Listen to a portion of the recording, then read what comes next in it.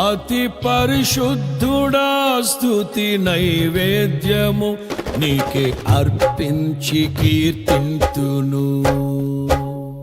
అతి పరిశుద్ధుడా స్తుతి నైవేద్యము నీకే అర్పించి కీర్తింతును.